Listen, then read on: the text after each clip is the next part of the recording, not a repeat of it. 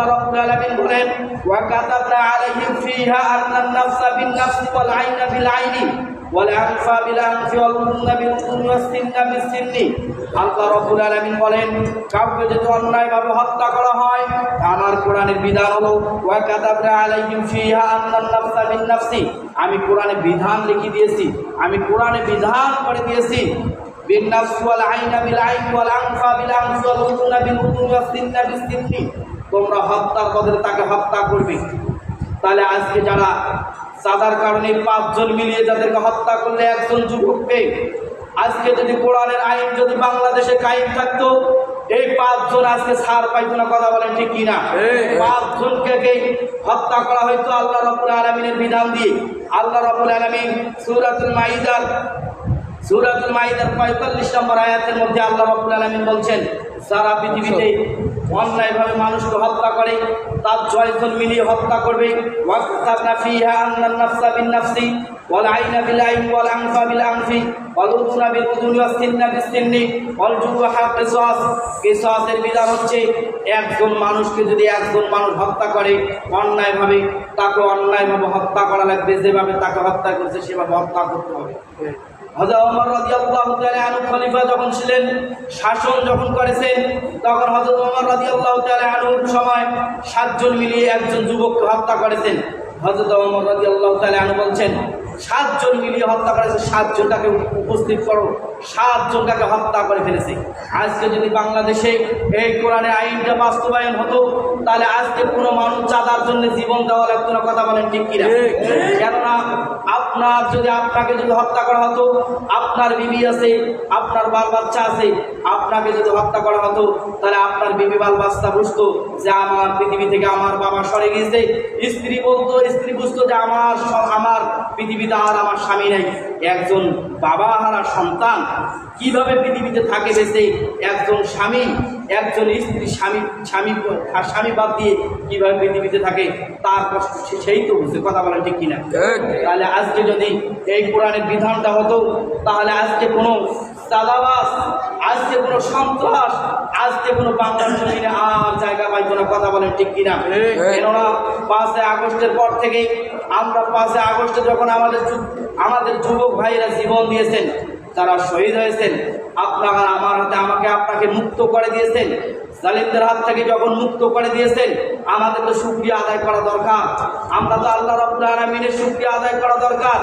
আল্লাহ তাআলার শুকরিয়া আদায়ের সাথে সাথে আমাদেরকে নামাজ পড়া দরকার। কেননা আমরা বাড়িতে থাকতে পারি নাই, আমরা ঘুমাইতে পারি নাই, বিবি বাল বাচ্চার সাথে থাকতে পারি নাই, আমরা মসজিদের অতীত যারা ছিলাম তারাও আমরা কথা বলতে পারি নাই। এখন আমরা কথা বলতে পারার কারণে যারা শহীদ হওয়ার পর, আবু সাঈদ শহীদ হওয়ার পর, মুগ্ধ শহীদ হওয়ার পর, আপনাকে আমাকে দেশটা হাতে তুলে দেওয়ার পর থেকে যারা সন্ত্রাসী করতেছে, যারা চাঁদাবাজি করতেছে, বাংলাদেশের কুখ্যাত এরা। কথা বলেন ঠিক? এরা বাংলাদেশের হতে পারে না।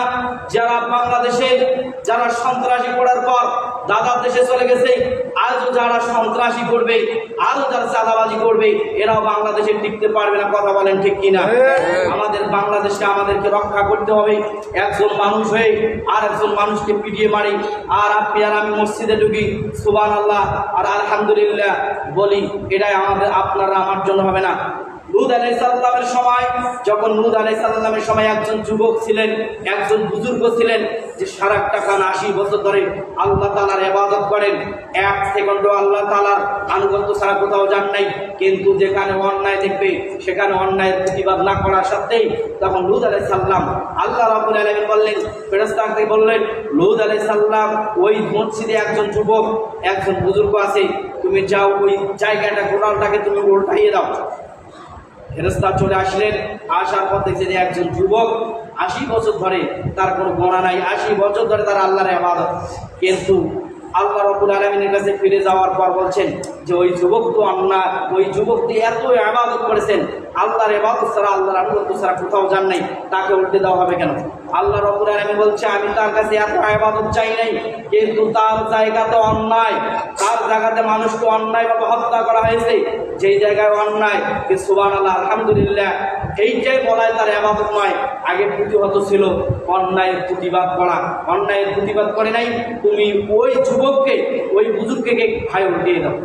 তা আজকে যদি আপনি আর আমি অন্যায়ের প্রতিবাদ না করি, অন্যায়ের স্লোগান দেই, তাহলে এই পৃথিবীটা আল্লাহ রাব্বুল আলামিন আপনাকে আমাকে শেষ করে দিবেন। আল্লাহ তাআলা গজবে আপনাকে আমাকে শেষ করে দিবেন। এই জন্য আপনাকে অন্যায় যেখানে সেখানে অন্যায় থাকতে হবে না, অথবা অন্যায়ের প্রতিবাদ আপনাকে করতে হবে। আল্লাহ রাব্বুল আলামিন বলছেন যে যদি একজন মিলিয়ে একজনকে হত্যা করে তাকেও হত্যা করতে হবে।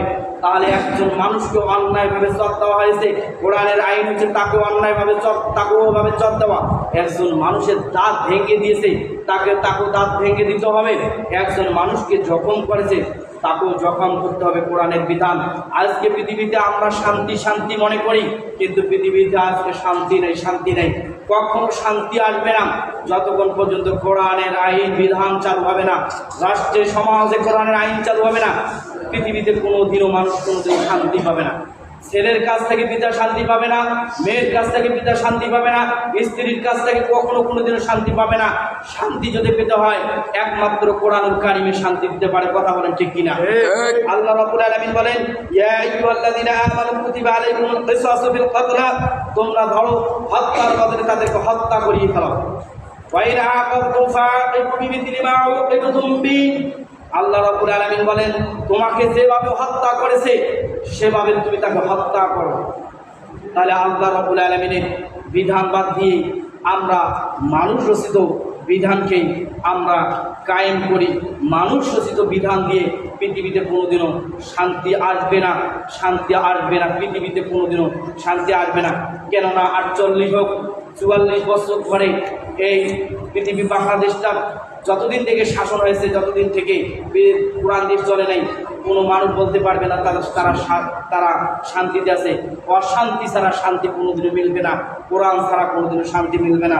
আল্লাহ রাব্বুল আলামিন বলেন, আয়ু বাত্তালু আয়ু সাল্লাবু আও তুবাদ্দাদ আইদিহিম ওয়ারজুলুহুম মিন খিলাফ, পৃথিবীতে যারা সন্ত্রাসী, পৃথিবীতে যারা জাদাবাস, পৃথিবীতে যারা সন্ত্রাস, তাদেরকে তাদের বিচার আছে। আয়ু বাত্তালু, তাদেরকে হত্যা করে ফেলতে হবে।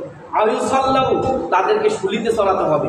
যারা সন্ত্রাস, যারা পৃথিবীতে সন্ত্রাস, যারা চাঁদাবাজ, আল্লাহ রাব্বুল আলামিন এদের বিধান দিয়েছেন আয়ু হত্যালু, তাদেরকে হত্যা করিয়ে ফেলে দাও, যেখানে পাবা সেখানে হত্যা করো। চাঁদাবাজদের পৃথিবীতে বাঁচার কোনো অধিকার নাই। যারা পৃথিবীতে অন্যায় করবে এদের সন্ত্রাস, পৃথিবীতে বাঁচার কোনো অধিকার নাই। আয়ু হত্যালু আয়ু সাল্লাবু, তাদেরকে শুলিতে চড়ে দাও। শুলি হচ্ছে কিছু লোয়া, শুলি করিয়ে গাড়িয়ে দিয়ে এমনভাবে তাকে উপরে ধরে একবারে পায়খানার দরজা দিয়ে ঢুকে মুখ দিয়ে দেখানো হচ্ছে, শুলিতে চড়ে দিয়ে তাকে এভাবে হত্যা করতে হবে। যদি সেটাও না হয় আউতু কত্তা দায় দিহিম, অপরের দিকে তাদের হাত কেটে দাও। যারা সন্ত্রাস, যারা চাঁদাবাজ, এদের ডান হাত বাম পা কেটে দাও। আর তাদেরকে 1 বছরে ওয়ারজুলুহুম মিন খিলাফ, 1 বছর দেশ থেকে তাদেরকে তাড়িয়ে দাও। আল্লাহর বিধানগুলো আপনাদেরকে ভালো লাগে না? না লাগে? ভালো। আল্লাহর বিধান যদি থাকতো তাহলে কোনো মানুষের অধিকার কেউ নষ্ট করতে পারত না। আল্লাহর শাসন যদি পৃথিবীতে থাকতো, প্রত্যেকটি মানুষ আজকে সুশাসন পেত, প্রত্যেকটা মানুষের কাছ থেকে সুশাসন পেত। মানুষ যদি কোরআন বাদ দিয়ে মানুষ রচিত আইনের দিকে তালাশ করে, আল্লাহ রাব্বুল আলামিন বলেছেন, ওয়ালাকাদ বা'আসনা ফী কুল্লি উম্মাতির রাসূল আন ই'বুদুল্লাহা ওয়াজতানিবুত তাগুত। আল্লাহ রাব্বুল আলামিন বলেছেন প্রত্যেক জাতির মধ্যে আমি রাসূল প্রেরণ করেছি। ওয়াজতানিবুত তাগুত, একমাত্র আল্লাহর ইবাদত করবে, তাগুতকে বর্জন করবে। ওয়া ইউমিন বিল্লাহ, আল্লাহর প্রতি ঈমান আনবে। তাগুত হচ্ছে আল্লাহর আইনের পরিবর্তে যারা মানুষের আইন মানে, আল্লাহর আইনের বাদ দিয়ে আল্লাহ রাব্বুল আলামিন বলছেন জেনা হারাম, জেনা লাইসেন্স দিয়ে দেয়, জেনা প্রতিতালা দেওয়া হয়। যারা এটা মানবে, যারা এটা করবে, তারা হচ্ছে তাগুত। আল্লাহ বলেছেন ইন্নামাল খামরু ওয়াল মাইসির ওয়াল আনসাব ওয়াল আজলাম রিজসুম মিন আমালিশ শাইতান। আল্লাহ রাব্বুল আলামিন বলেছেন যে যারা জেনা করবে, জেনা করলে তাদেরকে পাথর মেরে হত্যা করতে হবে। আল্লাহ রাব্বুল আলামিন বলেছেন যারা চুরি করবে তাদেরকে ডান হাত কেটে দিতে হবে। তাহলে আল্লাহ রাব্বুল আলামিনের এই বিধানগুলো বাদ দিয়ে আমরা যারা মানুষ রচিত বিধান আমরা প্রতিষ্ঠিত করতে চাই, আল্লাহ রাব্বুল আলামিন বলেন ফামান ইয়াকফুর বিত-তাগুত ওয়া ইউমিন বিল্লাহ ফাকাদ ইসতামসাকা বিল উরওয়াতিল উসবা। তোমরা ঈমানদার দাবি করো, ফামান ইয়াকফুর বিত-তাগুত, তাগুতকে বর্জন করো, ওয়ায়ুমিন বিল্লাহ, তারপরে আল্লাহর প্রতি ঈমান আনো। ওয়ায়ুমিন বিল্লাহ ফাকাদ ইসতামসাকা বিল উরওয়াতিল উসফা লা ইনফিসামা লাহা। আর তোমরা আল্লাহর রশি, আল্লাহর ঈমানকে আঁকড়ে ধরো তোমরা, তারপরে তোমার ঈমান আছে, নয়তো তোমার ঈমান আল্লাহর কাছে আর নাই। তাহলে আমরা যারা কোরআনকে মানি, কিন্তু কোরআনকে মানি মুখে, আল্লাহ রাব্বুল আলামিন বলেন ওয়ামিনান নাসি মান ইয়াকুলু আমান্না বিল্লাহি ওয়া বিল ইয়াউমিল আখির ওয়া মা হুম বিমুমিনিন। মানুষের মধ্যে কিছু সংখ্যক মানুষ আছে, তারা বলে যে আমি ঈমান এনেছি আল্লাহর প্রতি, ওয়া মা হুম বিমুমিনিন। আল্লাহ রাব্বুল আলামিন বলেন যে আল্লাহ রাব্বুল আলামিন বলে এরা ঈমানদার নয়, কেননা এরা মুখে প্রকাশ করে, অন্তরে অস্বীকার আছে কি আছে না? মুখে স্বীকার করে, অন্তরে অস্বীকার করে। কেন অন্তরে অস্বীকার করে? মেয়ে সন্তান তার জমির ভাগ পাবে সেটা দেয় না, অন্তরে বিশ্বাস করে। কোরআনের আইন বিশ্বাস করে, মুখ দিয়ে বিশ্বাস করে, অন্তরে তা অস্বীকার করে কি করে না? আছে কি আছে না? আল্লাহ রাব্বুল আলামিন সূরাতুন নিসা 10 নম্বর আয়াতের মধ্যে বলে দিয়েছে যে ছেলে কতটুকু পাবে, মেয়ে কতটুকু পাবে, ভাই কতটুকু পাবে। আল্লাহ রাব্বুল আলামিন দিয়ে দিয়েছে বিধান। আমরা মুখে স্বীকার করি, অন্তরে অস্বীকার করি। এই জন্য আল্লাহ রাব্বুল আলামিন বলেন ওয়া মা হুম বিমুমিনিন, এরা কখনো মুমিন নয়। আল্লাহ রাব্বুল আলামিন আপনাকে আমাকে কোরআন ও সুন্নাহ কথাগুলো মানার তৌফিক দান করে দেন। আপনাকে আমাকে কোরআন ও হাদিসের মোতাবেক চলার তৌফিক দান করে দেন। আল্লাহ তাআলা এটা যারা আছে সবাইকে আল্লাহ তাআলা ঈমানদার হিসেবে কবুল করুন। সবাই বলে আমিন। ওয়া আখিরু দাওয়ানা আলহামদুলিল্লাহি রাব্বিল আলামিন।